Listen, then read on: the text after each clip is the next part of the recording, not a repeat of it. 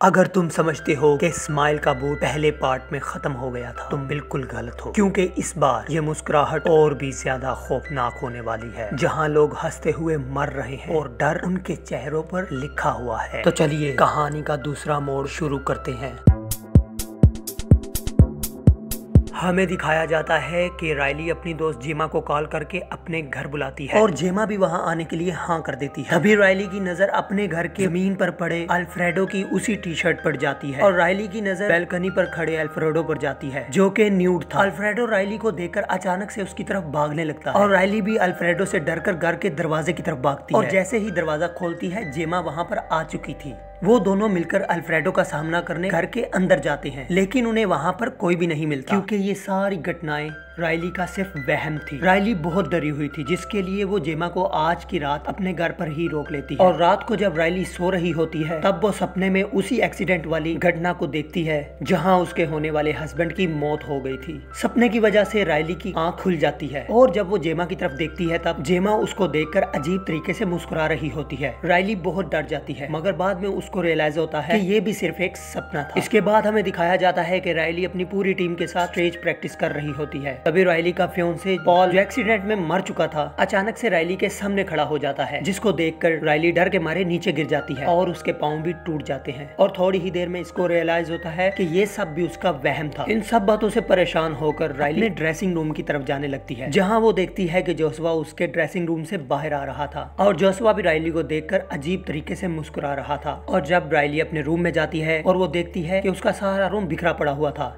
Rilee अपने बिखरे हुए रूम को देखकर बहुत सख्त गुस्सा हो जाती है और उसका सारा शक जोशुआ पर जाता है और रायली की मॉम उसको बताती है कि जोशुआ तो काफी देर से मेरे साथ था। जिसके बाद उसकी मॉम चैरिटी इवेंट वाले रूम में जाने से उसको मना कर देती है क्योंकि इन सभी घटनाओं से रायली काफी परेशान हो गई थी। और फिर उसकी मॉम कहती है कि तुमने अपने फ्रेंड डेरियस को जुबान दी है और ये इवेंट तुम्हें करना होगा और स्टेज पर जाकर स्पीच देनी होगी। जिसके बाद दिखाया जाता है कि रायली स्टेज पर जाकर सामने लिखी हुई स्पीच को देखकर पढ़ रही होती है और अचानक से कहती है कि अब हम पॉल को स्टेज पर बुलाने वाले हैं। और यहाँ सारी ऑडियंस रायली को अजीब नजरों से देखने लग जाती है क्योंकि पॉल तो रायली का फियोंसे था जिसकी कार एक्सीडेंट में मौत हो चुकी थी। फिर रायली को भी रियलाइज हो जाता है कि उसने स्पीच में गलती कर दी है और तभी अचानक मरा हुआ पॉल रायली को सामने से पकड़ लेता है। जिसके बाद रायली स्टेज पर पीछे गिरती है और स्टेज पर खड़ी लड़की को धक्का लगने की वजह से वो लड़की स्टेज से नीचे गिर जाती है और ये चैरिटी इवेंट पूरी तरह से खराब हो जाता है। जिसके बाद दिखाया जाता है कि रायली के फोन पर उसी अनजान शख्स ने मैसेज करके कहा कि तुम बहुत बड़ी मुसीबत में हो, मुझसे आकर मिलो, मैं तुम्हारी हेल्प करूंगा। और रायली भी उस अनजान शख्स से मिलने चली जाती है। ये शख्स रायली को अपना नाम मॉरिस बताता है जो कि एक कंपाउंडर है। मॉरिस रायली को इस शराब से जुड़ी सारी बातें बताता है और कहता है कि ये शराब लोगों के अंदर गिल्ट और सदमे में जिंदा रहता है और जब उस चीज का मन अपने होस्ट से भर जाता है तब वो किसी गवाह यानी दूसरे पर्सन के सामने सुसाइड करने पर मजबूर कर देता है। और जैसे ही पहला होस्ट मरता है ये चीज उस होस्ट की मौत देखने वाले के अंदर जाकर वापस से पनपने लगती है और ये साइकिल यानी चक्कर ऐसे ही चलता रहता है। रायली उससे पूछती है कि तुम्हें ये सारी बातें कैसे पता है।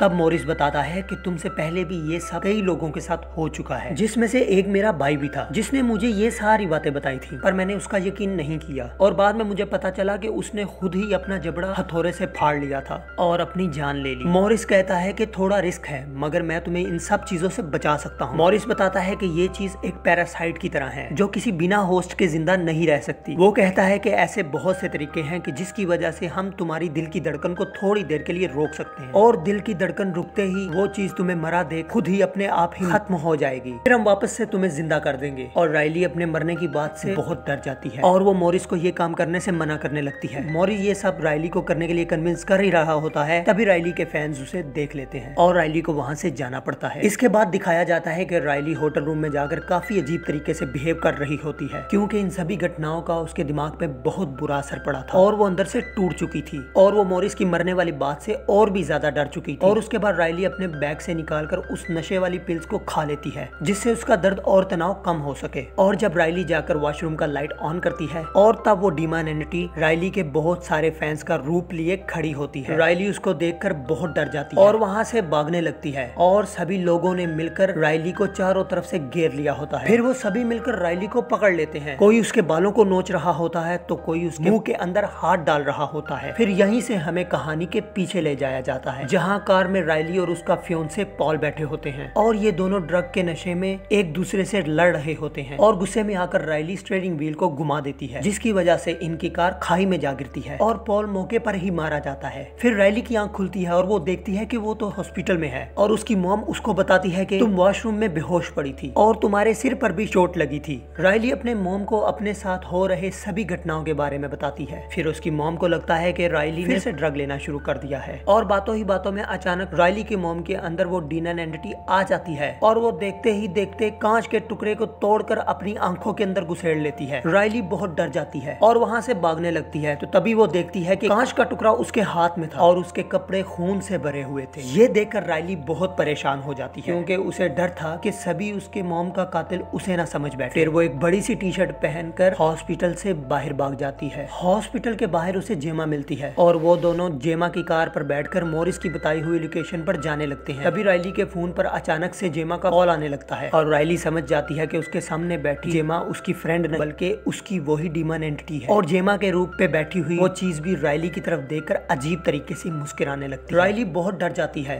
पर तभी अचानक राइली हिम्मत जुटाकर अपने मन में ध्यान लगाते हुए कहती है कि आई एम द बॉस। फिर वो देखती है कि कार उसके हाथ में आ चुकी है। फिर राइली जल्दी से मॉरिस के बताए हुए लोकेशन पर चली जाती है। वहाँ पहुंचकर राइली मॉरिस को कहती है कि वादा करो कि अगर ये प्लानिंग फेल हुई और जैसे ही मैं तुम्हें देखकर मुस्कुराने लगूं तुम मेरे सिर पर गोली मारकर पहले ही उस चीज की जान ले लोगे। मॉरिस कहता है कि मैं वादा करता हूँ मैं तुम्हें कुछ नहीं होने दूंगा और मैं तुम्हें बचा लूंगा। मॉरिस उसको बताता है कि मैं तुम्हें एक इंजेक्शन दूंगा जिससे तुम्हारे दिल की धड़कनें कुछ देर के लिए बंद हो जाएंगी और उस चीज के खत्म होने के बाद मैं तुम्हें वापस से जिंदा कर दूंगा। और मॉरिस कहता है कि उससे पहले तुम्हारे बॉडी टेम्परेचर को गिराना होगा जिससे तुम्हारा ब्रेन डैमेज ना हो। राइली काफी डरी हुई थी क्योंकि इस सब में उसकी जान भी जा सकती थी और राइली नहीं चाहती थी कि वो चीज राइली के बाद किसी और को अपना शिकार बनाए। फिर मॉरिस राइली को लिटाकर कुछ लाने के लिए वहाँ से चला जाता है। फिर दिखाया जाता है कि काफी देर हो जाती है पर मॉरिस वापस नहीं लौटता, जिसकी वजह से राइली खुद को अकेला देखकर काफी घबराने लगती है और तब जाकर राइली को एहसास हो जाता है कि अभी तक वो जिससे बात कर रही थी वो मॉरिस यहाँ पर कभी था ही नहीं। तभी राइली के ऊपर खून की बूंदें गिरने लगती हैं और राइली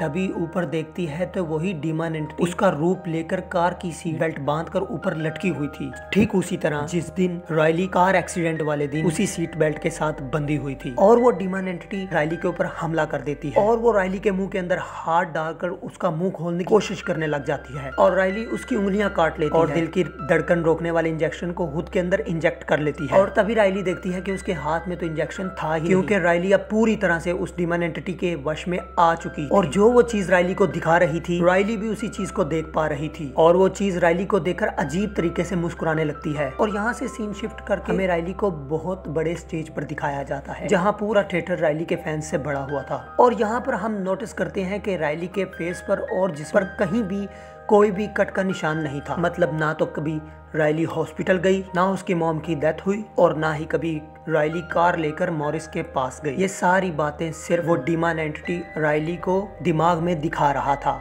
असल में जब वॉशरूम में उस डीमन एंटिटी ने राइली पर हमला किया था और उसके मुंह के अंदर अपना हाथ डाला तभी से राइली उसके कंट्रोल में आ चुकी थी। राइली अब स्टेज के ऊपर खड़ी हुई थी और यहाँ पर दिखाया जाता है कि वो चीज राइली के पेट को चीरकर बाहर आने लगती है जो कि एक बहुत बड़ा सा क्रिएचर होता है और वो क्रिएचर राइली के मुंह के जरिए उसके अंदर घुस जाता है, जिसके बाद फिर राइली अपने फैंस को देखकर अजीब तरीके से मुस्कुराने लगती है और उन्हीं फैंस के बीच हम राइली के मॉम को भी देख पाते हैं। और फिर राइली अपने पूरे फैंस के सामने माइक को अपनी आंख के अंदर घुसेड़कर अपनी जान ले लेती है। राइली को मरता उसके हजारों फैंस ने देख लिया होता है। इसका मतलब अब ये शराब उन सबको लग जाएगा और ये कहानी मौत के इसी चक्र के साथ यहीं पे खत्म हो जाती है। अगर तुम्हें ये वीडियो पसंद आई हो तो लाइक करो, कमेंट में अपनी राय जरूर दो और सब्सक्राइब करना मत भूलना क्योंकि ऐसी कहानियां मैं लाता हूँ रोज नए अंदाज। मैं हूँ हम शहजाद स्टोरी वाला।